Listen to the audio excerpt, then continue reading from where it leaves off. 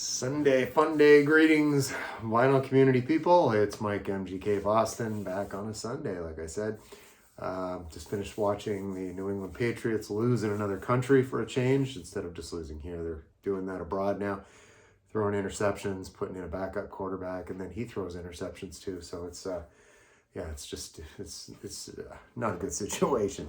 Anyway, maybe I'll start watching some basketball.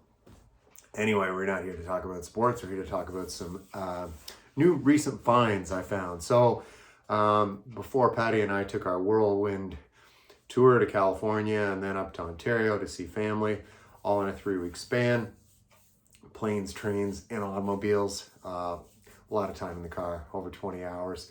It was our 20th anniversary this past Tuesday, and we celebrated by surpassing that number and doing about 23 hours in the car. We figured by the time it was all said and done. But anyway, I went to a record show before the trip to California. It was down south toward Rhode Island, a place called Seekonk, Massachusetts. And I got a whole bunch of stuff. So I did show kind of, I'll call that a part one of that, I think. And then this will be like part two, because I really made it like a bandit that day. I got a lot of good stuff. So yeah, right on that note, let's kick it off with the killer. Yes, it's the late, great Jerry Lee Lewis. I've never seen this before. This is called The Session, recorded in 1972 in London, England. And he went over there and did this double LP set. It's all in studio stuff, but there's a, look at the credits, there's just a who's who on here of players. Most of note here, you got Kenny Jones, formerly of the Small Faces, of course later played drums for The Who. Who else? You got Rory Gallagher's on here. Peter Frampton. You can see there's Rory and there's Peter.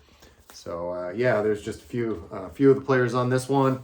So really cool gatefold, but this is where it gets sort of annoying on this packaging. So this thing flips up on either side. And it's like this. So then to get at the record, it's like getting into a friggin' Rubik's Cube. And this thing comes out.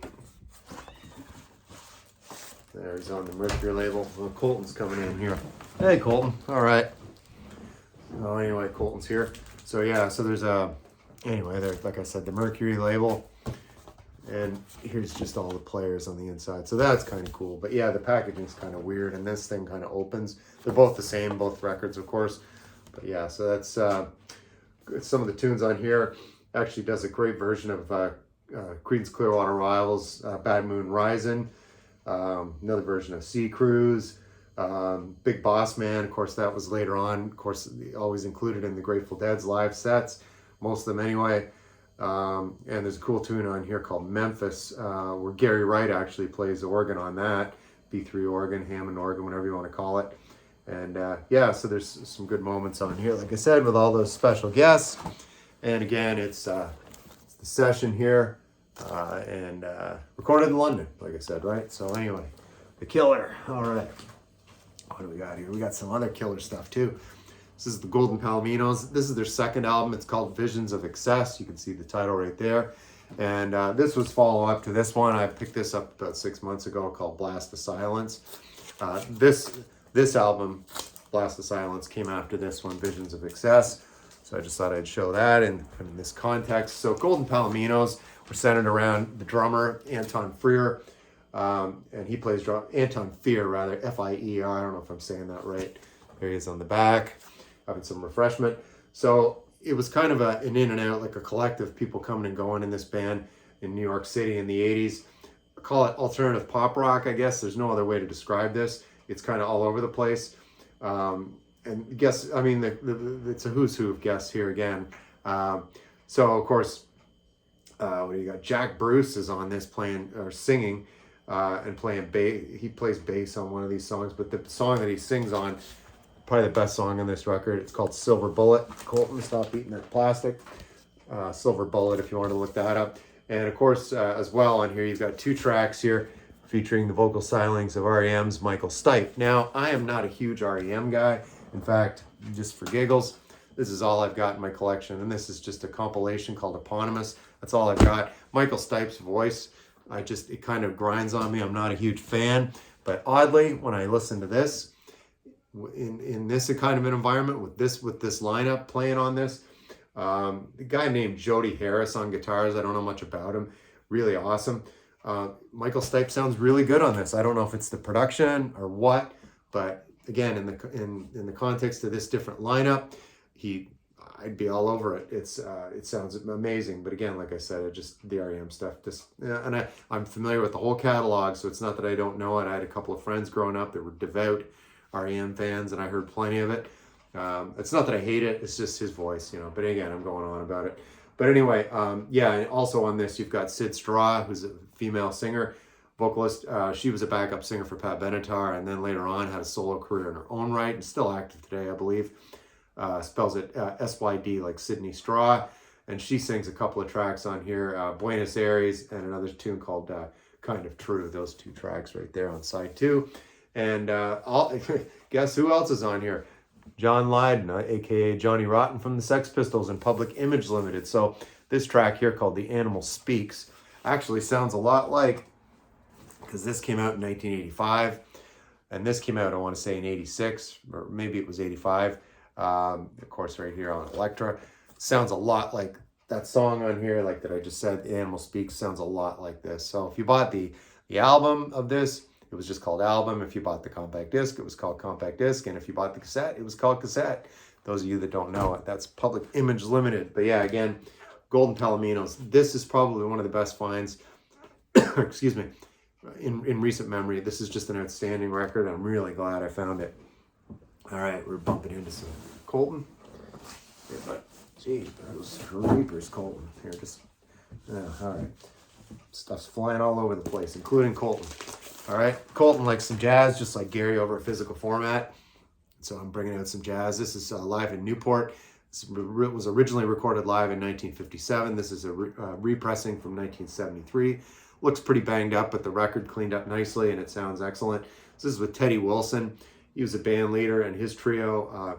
So Teddy Wilson on piano, the guy named Milt Hinton on bass, and Specs Powell on drums. So they're all on side 1, and then on side 2, they join with the Jerry Mulligan Quartet. So that's what I really prefer. I see anything with Jerry Mulligan, I usually pick it up. I'm a big fan. Of course, Jerry Mulligan later on was in the second incarnation of the Dave Brubeck Quartet, playing baritone sax with them from 1967 onward. But I'm talking about 1957 right here.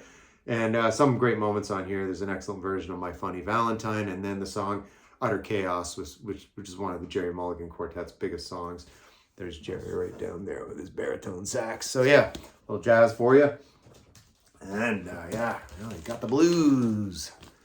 It's Bo Diddley. This is an excellent compilation. It's got everything here that you need, like Hey Bo Diddley, version of Roadrunner, Pretty Things, Diddley Dadley, She's All Right.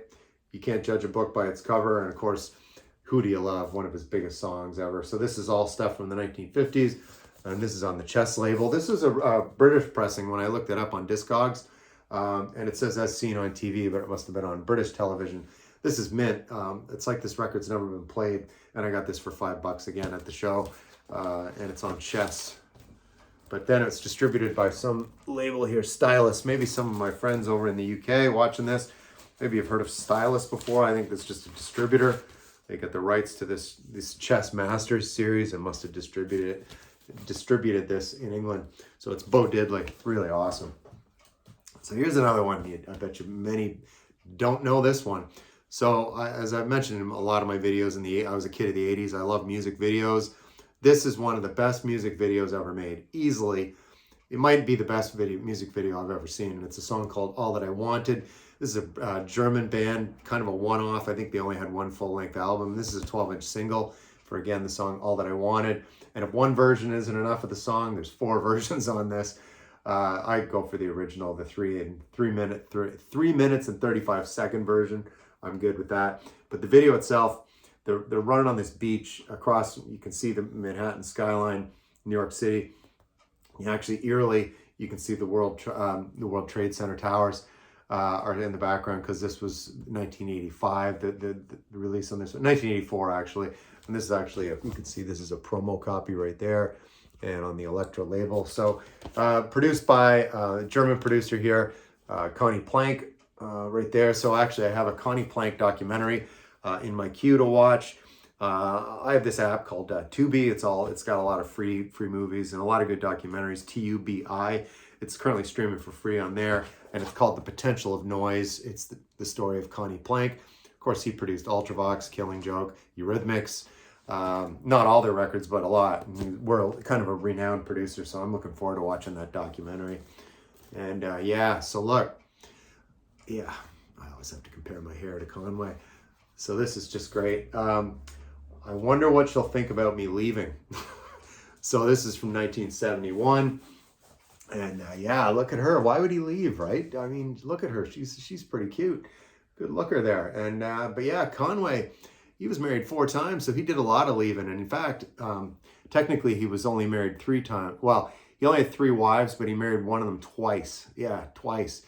And another interesting factoid about Conway, before he was a singer, he was actually a baseball player, and he was drafted to play with the Philadelphia Phillies. And then he got drafted for the Korean War, and he had to go over there and do that. And then he came back and became a country music superstar and grew that beautiful hair and those sideburns right there. So I wonder what she'll think about me leaving. She's probably thinking, don't leave, Conway, stick around. But anyway, he didn't stick around. And then on the back, Merle Haggard wrote this nice note about Conway Twitty on the back. Some of the songs on here, these titles they make me laugh every time. I wonder what she'll think about me leaving. Of course, the title track. My heart won't listen to my mind. Who will turn out the lights in your world tonight, right? Deep questions here. And my love for you is stronger than the weakness in me. Oh, yeah. So it's Conway Twitty right there. Classic stuff on a Sunday fun day. All right. And getting back into the blues again.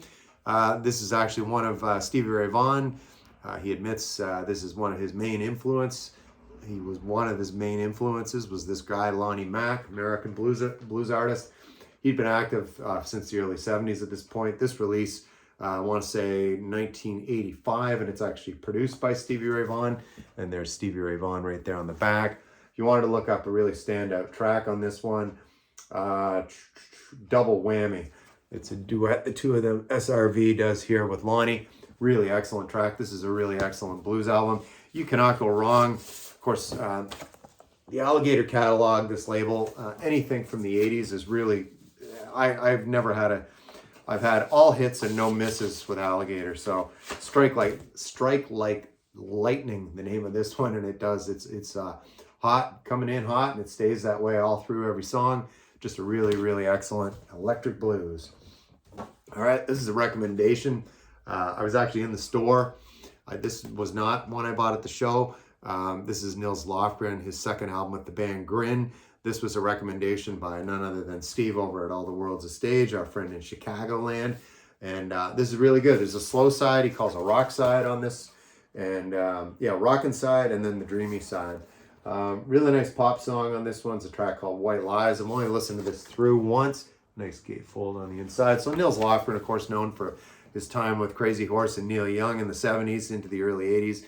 And then he came in 1984 and joined the E Street Band, and the rest is history, hanging out with Bruce. So this is, again, Nils Lofgren, Grin. I believe Grin only did 4 albums. Critically acclaimed, yet the sales didn't follow the critical acclaim, so the story goes. But anyway, that's a nice find, and a great recommendation from our friend Steve over at All the World's a Stage. Back into the blues again. Robert Cray, I think this is his 4th or 5th studio album, and it was the one that made him kind of a not a household name, but certainly a big name in the world of blues music, and it's called Strong Persuader. Some of the tracks on this one, Smoking Gun was actually a charting single from this one, a crossover into the world of rock. So you'll hear that tune on Classic Rock FM still, so it was a crossover tune. I Guess I Showed Her's another good one on this. More Than I Can Stand, and Fantasized is a good one too. There's Robert on the back with the band right there. So that's Strong Persuader, Robert Cray. Robert Cray and Colton. All right, lastly, some more jazz for Gary. This is Freddy Hubbard. This is an incredible lineup from 1970. Who do we have on here? Yeah, on trumpet, of course, band leader Freddy Hubbard. You've got Herbie Hancock on piano. On bass, you got Ron Carter, Lenny White on drums, and of course the great Joe Henderson on saxophone.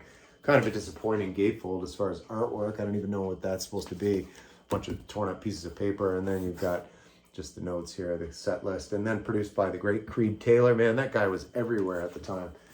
So, of course, the title of this album called Red Clay. Don't really know this label, CTI.